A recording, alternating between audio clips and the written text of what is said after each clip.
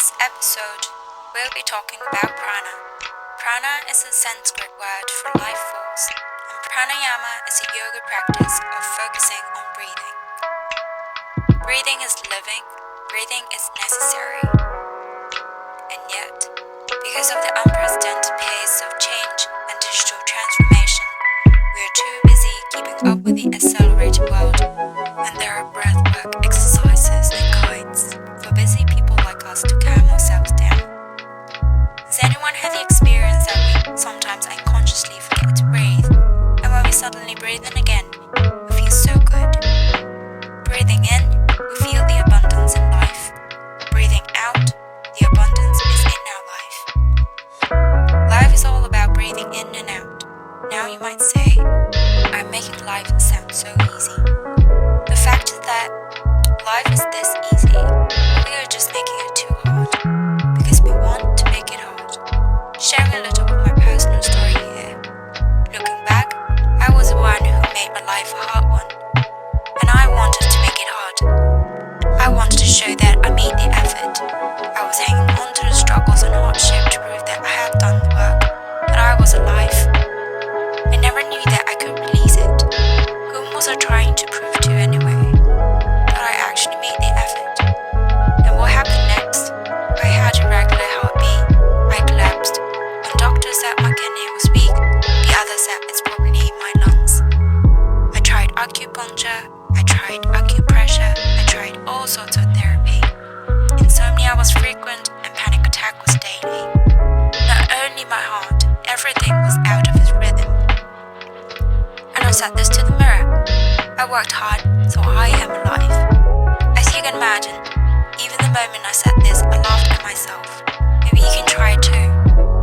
Why it's important that you recognize your effort, and you're grateful that you survived from everything that you've been through. That is still an unbalanced formula, and it wouldn't really work in the long run. Life should be as easy as breathing in and out, and it is so. In the next few minutes, I'll be reading the esoteric theory of breath. With all these past experiences, I've learned that, whatever the situation, I would just embrace with my breathing. I wouldn't let it pass through. The work is now done. I never identify myself again with certain happenings. In fact, I don't identify myself with anything in particular. Breathing, it's all my being. I enjoy myself as a constant flow of breaths.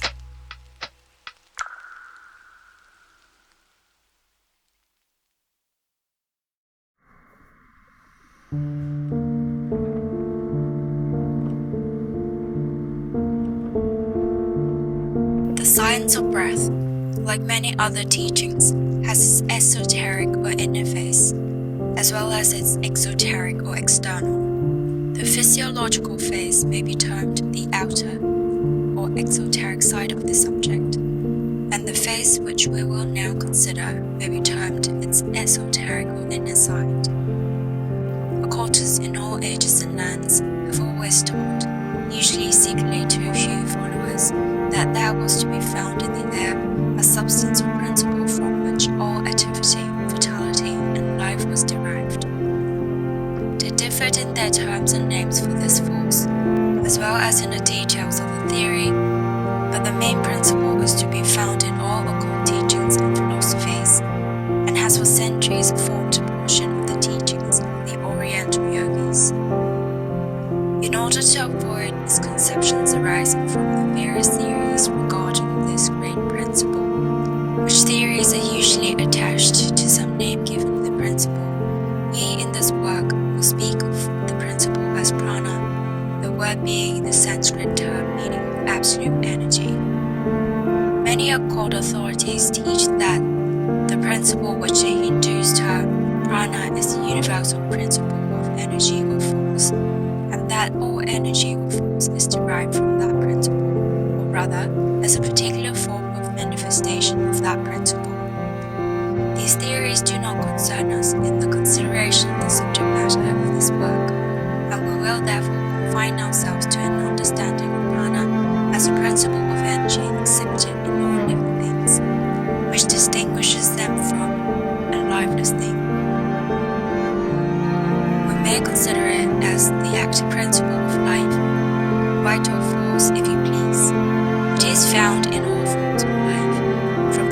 to man, from the most elementary form of plant life to the highest form of animal life. Prana is all-pervading. It is found in all things having life, and as the occult philosophy teaches that life is in all things, in every atom, the apparent lifelessness of some things being only a lesser degree of manifestation, we may understand their teachings that prana is everywhere in everything. Prana must not be confounded with the ego, that being of divine spirit in every soul, around which clusters matter and energy.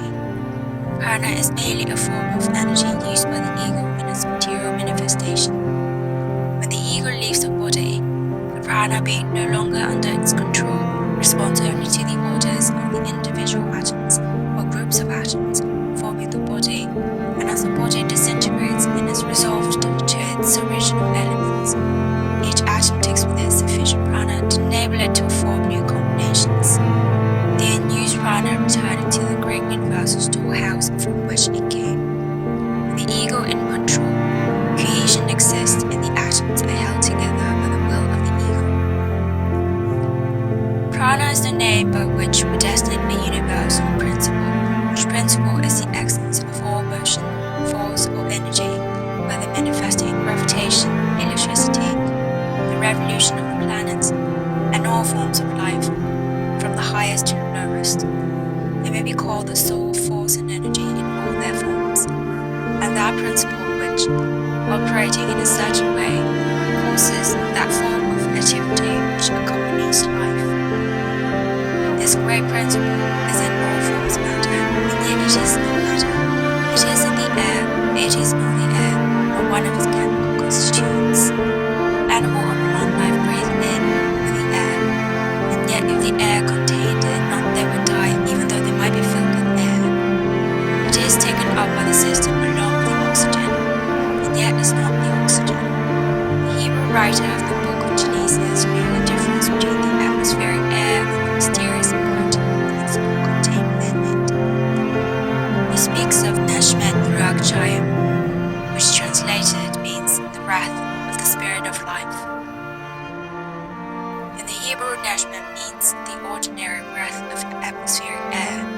Chayim means life or lives, while the word Ruach means the spirit of life, which occultists claim is the same principle which we speak of as prana. Prana is in the atmospheric air, but it is also elsewhere, and it penetrates where the air cannot reach. The oxygen in the air plays an important part in sustaining animal life, and the carbon plays a similar part with plant life. But prana has its own distinct part to play in the manifestation of life aside from the physiological functions. We are constantly inhaling the air-charged prana and are as constantly extracting the latent from the air and appropriating it to our uses. Prana is found in its free state in the atmospheric air, which when fresh is fairly charged with it, and we draw it to us more easily from the air than from any other source. In ordinary breathing, we absorb and extract a normal supply of prana, but by controlled and regulated breathing, generally known as yogic breathing, we are enabled to extract a greater supply, which is stored away in the brain and nerve centers to be used when necessary. When we store away prana, just as the storage battery stores away electricity, the many powers attributed to advanced cultures is due largely to their knowledge of this fact and the intelligent use of the stored up energy. The yogis know that by certain forms of breathing, they establish certain relations with the supply of prana and may draw on the same from what they require. Not only do they strengthen all parts of the body in this way, but the brain itself may receive increased energy from the same source, and latent faculties being developed and psychic powers attained. One who has mastered the science of storing away prana, either consciously or unconsciously, often radiates vitality and strength, which is felt by those coming in contact with him, and such a person may impart their strength to others and give them increased vitality and health. What is called magnetic healing is performed in this way, although many practitioners are not aware of the source of their power. Western scientists have been dimly aware of this great principle with which the air is charged, but finding that they could find no chemical trace of it, or make it register in any of their instruments. They have generally treated the Oriental theory with disdain. They could not explain this principle, and so denied it. They seem, however, to recognize that the air in certain places possesses a greater amount of something, and sick people are directed by their physicians to seek such places in hopes of regaining lost health. The oxygen in the air is appropriated by the blood and is made use of by the circulatory system. The prana in the air is appropriated by the nervous system and is used in this work. And as the oxygenated blood is carried to all parts of the system, building up and replenishing, and so is the prana carried to all parts of the nervous system, adding strength and vitality. If we think of prana as being the active principle of what we call vitality, we will be able to form a much clearer idea of what an important part it plays in our lives. Just as is the oxygen in the air used up by the wants of the system, so the supply of prana taken up by the nervous system is exhausted by our thinking, willing, acting, etc., and in consequence, constant replenishing is necessary. Every thought, every act, every effort of the will, every motion of a muscle uses up a certain amount of what we call nerve force, which is really a form of prana. To move a muscle, the brain sends out an impulse over the nerves, and the muscle contracts, and so much prana is expended. When it is remembered that the greater portion of prana acquired by man comes to him from the air inhaled, the importance of proper breathing is readily understood.